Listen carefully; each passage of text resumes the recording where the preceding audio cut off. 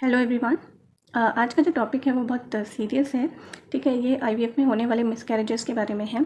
और आईवीएफ में ज़्यादा चांस होते हैं मिसकैरेज में, मतलब कंपैरिजन अगर नॉर्मल प्रेगनेंसी से करें, नॉर्मल प्रेगनेंसी में भी मिसकैरेज के चांसेस होते हैं, लेकिन आईवीएफ में थोड़े ज़्यादा होते हैं।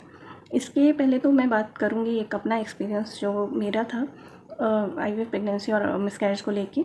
और सेकेंडली मैं फिर उसके बाद बात करूँगी कि इसके रीजंस क्या होते हैं। और जिन लोगों ने मेरा चैनल स्टार्टिंग से देखा है उन्हें पता होगा कि मेरा आईवीएफ में मिसकैरेज भी हुआ है, लेकिन मेरा फर्स्ट में ही कंसीव हो गया था। जो फर्स्ट ट्राई था आईवीएफ का, जबकि मैंने 3 साइकिल्स वाला पैकेज लिया था, लेकिन मेरा फर्स्ट में ही कंसीव हो गया। लेकिन मेरा मिसकैरेज और प्रेगनेंसी दोनों, मतलब मिसकैरेज भी हुआ और मैं स्टिल प्रेग्नेंट भी थी, क्योंकि मेरे 2 एम्ब्रियो ट्रांसफ़र हुए थे। 2 एम्ब्रियो ट्रांसफ़र होने के बाद मेरे दोनों जो इम्प्लांट हो गए थे। और जब मेरा फर्स्ट बीटा एचसीजी का टेस्ट 12 डेज़ बाद में हुआ था, तो उसमें मतलब वैल्यू बहुत अच्छी आई थी और डॉक्टर ने बोला था कि आपके हायर चांसेस है कि आपने ट्विन्स कंसीव किए हैं। फिर उसके बाद 48 आवर्स में रिपीट टेस्ट हुआ था, जो कि डबल हो गया था। तो फिर चांस और कंफर्म हो गए थे, लेकिन कुछ दिन बाद मुझे थोड़ी सी ब्लीडिंग हुई थी जो खुद ही रुक गई थी। तब डॉक्टर ने मुझे इन्फॉर्म किया कि आप पहले तो डूफास्टिन की 4 टैबलेट्स लीजिए, और ट्रेनेक्सा, आई थिंक ट्रेनेक्सा ही थी जो मुझे एक मेडिसिन खाने को बोली थी। मेरे इंजेक्शंस में भी कुछ चेंजेस किए थे। मुझे जेस्टोन का इंजेक्शन डेली लगना शुरू हो गया था। इकोस्प्रिन की मेडिसिन भी मैं खा रही थी, तो वो मना कर दिया था कि अब नहीं खाना है। ठीक है, और ब्लड थिनर का जो इंजेक्शन था वो मेरा कम कर दिया था। तो उस टाइम एक्चुअली मैंने पूछा अपनी फ्रेंड, मेरी एक फ्रेंड का भी आईवीएफ हुआ था, तो मैंने उससे पूछा और मैंने सेवरल वीडियोस भी देखी। तो हर जगह ये पता चला है कि आईवीएफ में वैसे भी थोड़ा ब्लीडिंग होना बहुत कॉमन है, बल्कि कभी कभी तो ज़्यादा ब्लीडिंग होना भी कॉमन है, और वो ज़रूरी नहीं है कि मिसकैरेज हो। ठीक है, आईवीएफ में ब्लीडिंग तब बिना मिसकैरेज के भी हो जाती है। तो मैं थोड़ा सा तब मुझे लगा कि हाँ, हो सकता है, थोड़ा चांस है कि सब ठीक है। और मुझे अभी भी याद है वो 26 अप्रैल था जब मुझे काफ़ी ब्लीडिंग हुई। और मैं बहुत डर गई थी कि क्यों है करके। मैंने घर पे किसी को कुछ नहीं बोला। ठीक है, मैं हॉस्पिटल चली गई सीधा। मैं उस टाइम पे एक्चुअली मम्मी के घर रह रही थी, अपने हस्बैंड के साथ नहीं रह रही थी। आईवीएफ के बाद थोड़ा मैंने रेस्ट किया था, क्योंकि हर डॉक्टर अलग अलग सजेशन देती, तो मेरी डॉक्टर ने मुझे बेड रेस्ट ही सजेस्ट किया था। आजकल तो वैसे काफ़ी डॉक्टर्स बेड रेस्ट नहीं भी बोलते हैं, लेकिन चलो वो डॉक्टर टू डॉक्टर डिपेंड करता है। तो इस वजह से मैं मम्मी के घर पे थी, तो मैं वहाँ से सीधा हॉस्पिटल चली गई थी। और मैंने अपने हस्बैंड को भी, किसी को भी कुछ भी इन्फॉर्म नहीं किया। और मम्मी को भी मैंने इतना ही बोला कि जाना है, डॉक्टर ने बुलाया है स्कैन के लिए। तो मैं कैब किया, मैं चली गई। ऐसे भी ब्लड टेस्ट के 15 डेज़ बाद ही मुझे कहा था कि मेरा फर्स्ट स्कैन होगा। और फर्स्ट स्कैन से कुछ आई थिंक 10 डेज़ पहले ही मुझे थोड़ी ब्लीडिंग हुई। उसके थोड़े दिन बाद जब मेरा फर्स्ट स्कैन में आई थिंक 3 डेज़ रहते थे, मेरा मूड भी काफ़ी ख़राब था, क्योंकि मैं कुछ अच्छा एक्सपेक्ट नहीं कर रही थी। और उसके बाद जब मैं हॉस्पिटल गई थी तो मुझे एडमिट कर लिया था। और जब मुझे पता चला कि मुझे एडमिट कर रहे हैं, तब मैंने अपने हस्बैंड को कॉल करके बुलाया कि मुझे एडमिट करें हॉस्पिटल, मुझे ब्लीडिंग है। अब मेरे हस्बैंड का भी मूड ऑफ हो गया, उनको भी लगा कि भाई ये वाला आईवीएफ जो है साइकिल फ़ेल हो गया है। तो फिर मुझे इमरजेंसी में स्कैन के लिए लेके गए। जब मुझे इमरजेंसी में स्कैन के लिए लेके गए, तब देखा कि एक फीटस बिल्कुल सही है, ठीक है, हेल्दी है। उसका हार्ट बीट भी 126 आ गया था, जबकि मेरा हाँ 6 वीक 4 डेज़ हुआ था। ठीक है, और मेरा वैसे भी 2-3 दिन बाद स्कैन होना ही था, तो उसके अकॉर्डिंग हार्ट बीट मेरी ठीक आई थी बेबी की। और एक ब्लड क्लॉट दिखा था, मतलब वो जो दूसरा एम्ब्रियो था, जो कि मतलब मिसकैरेज हो गया था। लेकिन मिसकैरेज ब्लीडिंग में, या जो भी मतलब पार्ट्स होते हैं, जो भी है, वो एक साथ नहीं बॉडी से निकलता है। ठीक है, कम से कम 2 वीक्स लग जाते हैं उस पूरी प्रेगनेंसी को जाने में। तो वो स्टार्ट हो गया था मिसकैरेज। तो जो सैक वगैरह था वो मतलब वो उसका साइज़ बहुत छोटा हो गया था, और एक ब्लड क्लॉट बन गया था।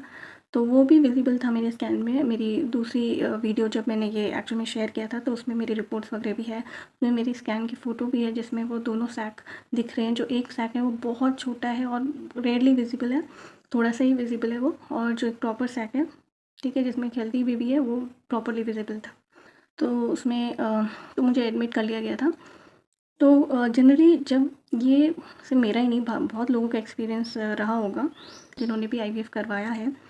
तो आईवीएफ में मिसकैरेज के जो चांसेस होते हैं, ठीक है, वो कई कई बार होता है। जैसे मेरे केस में तो चलो मैंने ट्विन्स कंसीव किया था, लेकिन काफ़ी केसेस में ऐसे होता है कि सिंगल एम्ब्रियो इम्प्लांट होता है। इम्प्लांट होने के बाद वो सिंगल एम्ब्रियो भी नहीं रहता है। ऐसे भी कई केसेस सुने हैं। तो आईवीएफ प्रेगनेंसी में ज़्यादा चांसेस क्यों होते हैं मिसकैरेज का? पहले तो एक नॉर्मल प्रेगनेंसी में भी अर्ली मिसकैरेजेस के चांसेस काफ़ी होते हैं, भले आईवीएफ से कम हो। आईवीएफ में चांसेस इसलिए ज़्यादा होते हैं क्योंकि आईवीएफ का जो प्रोसीजर हो रहा है, ठीक है, तो आपकी एक्सपेक्टेशंस होती है और 12 डेज़ बाद ही टेस्ट हो जाता है। तो जब 12 डेज़ बाद ही टेस्ट हो जाता है तो एकदम टाइम पे टेस्ट होने की वजह से बीटा एसटीजी की वैल्यू आपको पता चल जाती है कि आपने कंसीव कर लिया। लेकिन जब नॉर्मली कोई इंसान कंसीव करता है तो वो श्योर नहीं होता, ठीक है, वो हो सकता है कई महीनों से हो सकता है उनकी शादी को काफ़ी टाइम हो गया, 6 महीने हो गए, 1 साल हो गया और उन्होंने नेचुरली कंसीव कर दिया। अब उनको नहीं पता कि वो इस मंथ में कंसीव कर लेंगे या नेक्स्ट मंथ में कंसीव करेंगे, तो वो बहुत जल्दी टेस्ट नहीं करवाते हैं। बहुत जल्दी टेस्ट नहीं करवाने से ये होता है कि कभी-कभी टेस्ट करवाने से पहले ही मिसकैरेज हो चुका होता है और उस टाइम पे कोई भी ऐसे सिम्पटम्स नहीं होते और वो एक नॉर्मल पीरियड समझते हैं कि हाँ, उनको बस पीरियड हो गया है, तो इस वजह से प्रेगनेंसी का नहीं पता चल पाता। तो अगर मेरी आईवी प्रेगनेंसी नहीं होती, ठीक है, तो देखा जाए तो मेरा बहुत अर्ली मिसकैरेज था, मतलब फर्स्ट स्कैन से भी पहले। अगर तब तक मुझे पता भी नहीं होता कि मैं प्रेग्नेंट हूँ तो मुझे उस मिसकैरेज के बारे में पता भी नहीं चलता। तो एक रीज़न तो ये भी है कि आईवीएफ में सबसे ज़्यादा मिसकैरेज जो होते हैं वो अर्ली अवेयरनेस की वजह से होते हैं कि आपको जल्दी पता चल जाता है कि आप प्रेग्नेंट हो, इसलिए मिसकैरेज का भी पता चल जाता है। जो मोस्ट कॉमन रीज़न होता है मिसकैरेज का वो होता है जेनेटिक प्रॉब्लम जो होती है, क्रोमोसोमल अबनॉर्मलिटीज़ भी कहा जाता है। इसमें हमें पता है कि जो डिविजन्स होता है सेल्स का, ठीक है, उसमें इक्वल नंबर ऑफ क्रोमोसोम्स होने चाहिए, ठीक है, 46 होते हैं टोटल, तो 23 ईच होने चाहिए, लेकिन कई बार ये इक्वली डिवाइड नहीं होते। इसकी वजह से या तो एम्ब्रियो अरेस्ट हो जाता है, मतलब रुक जाता है उसकी ग्रोथ वगैरह, और उसके बाद वो प्रोसीड होता है मिसकैरेज से, ठीक है, वो आगे नहीं ग्रो हो पाता। कई बार वो इम्प्लांट हो जाता है, कई बार वो इम्प्लांट भी नहीं हो पाता है। लेकिन अगर इम्प्लांट हो गया तो फिर एक बहुत अर्ली मिसकैरेज उसका हो जाता है, वो प्रेगनेंसी आगे कुछ वीक्स भी आगे नहीं बढ़ पाती है। कई बार तो उसमें हार्ट बीट भी नहीं आ पाती है, और कई बार ऐसे भी देखा है कि फर्स्ट स्कैन में हार्ट बीट आ गई है। जनरली जो मिसकैरेज देखे गए हैं वो सबसे ज़्यादा होते हैं 6th वीक तक, मतलब इस टाइम तक सबसे ज़्यादा मिसकैरेजेस होते हैं।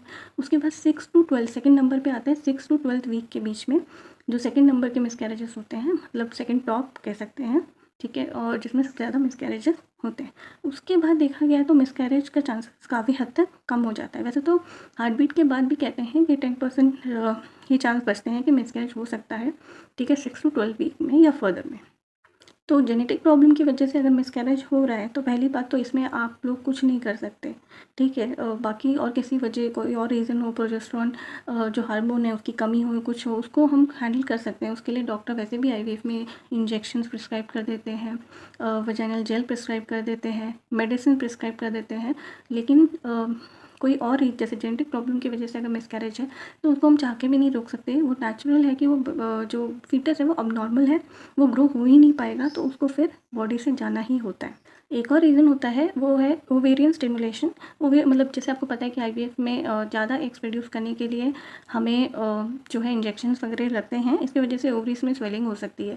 लेकिन आजकल देखा जाए तो फ्रोजन एम्ब्रियो ट्रांसफ़र ज़्यादा हो रहा है फ्रेश एम्ब्रियो ट्रांसफ़र के कंपैरिजन में, और ये प्रॉब्लम फ्रेश एम्ब्रियो ट्रांसफ़र में ज़्यादा होती है। फ्रोजन एम्ब्रियो ट्रांसफ़र में जनरली बॉडी उस समय तक हील हो जाती है, हमें एक एक्स्ट्रा साइकिल मिल जाता है जिसमें बॉडी को हील होने का टाइम मिल जाता है, इस वजह से उसमें ये चांसेस कम होते हैं।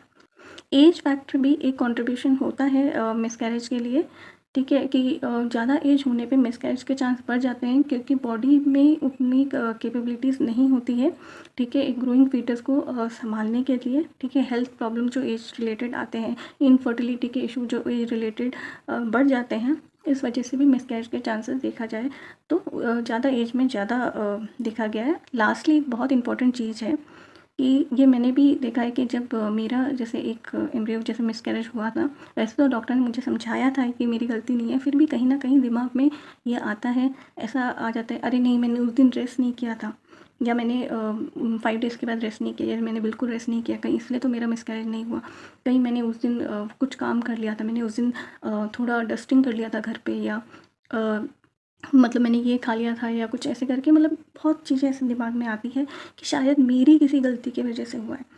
लेकिन ऐसा कुछ नहीं है, सेल्फ ब्लेम कभी नहीं करना चाहिए। प्रेगनेंसी इतनी डेलिकेट नहीं होती है स्टार्टिंग में कि मतलब वो वेल प्रोटेक्टेड होती है, ठीक है। इतने छोटे छोटे रीज़न से, खांसी से, सर्दी से, कॉन्स्टिपेशन से, मतलब ऐसा नहीं है कि मिसकैरेज हो जाएगा, ठीक है। हाँ, मेडिसिन टाइम पे खानी होती है, क्योंकि आईवीएफ में जो प्रेगनेंसी होती है वो एम्ब्रियो ट्रांसफ़र के बाद बॉडी में वो हार्मोन खुद प्रोड्यूस नहीं होते हैं शुरू में, इसलिए मेडिसिन बहुत ज़रूरी होती है जो डॉक्टर ने प्रिस्क्राइब की है, या इंजेक्शन अगर प्रिस्क्राइब किए हैं तो इंजेक्शन लगना चाहिए, क्योंकि इससे बॉडी को वो हार्मोन्स जो है आर्टिफिशियली प्रोवाइड किए जाते हैं जिससे स्टार्टिंग प्रेगनेंसी को सपोर्ट मिल सके। तो आई होप आपको मेरे इस वीडियो से मेरे एक्सपीरियंस से ये जानने को मिला होगा और कोई भी अपने आप को सेल्फ ब्लेम नहीं करेगा मिसकैरेजेस के लिए। और बाकी आपको कुछ पूछना है तो आप कमेंट सेक्शन में पूछ सकते हैं। वैसे तो ऑलमोस्ट काफ़ी टॉपिक्स में मैंने आईवीएफ से रिलेटेड वीडियोस बनाई हैं अपने चैनल में, ठीक है, तो उसमें आप उसको भी देख सकते हैं। और अगर आप चाहते हैं मैं किसी पर्टिकुलर टॉपिक पे वीडियो बनाऊँ तो आप कमेंट सेक्शन में मेंशन कीजिए। तो फिर मैं नेक्स्ट वीडियो में मिलती हूँ, तब तक के लिए बाय।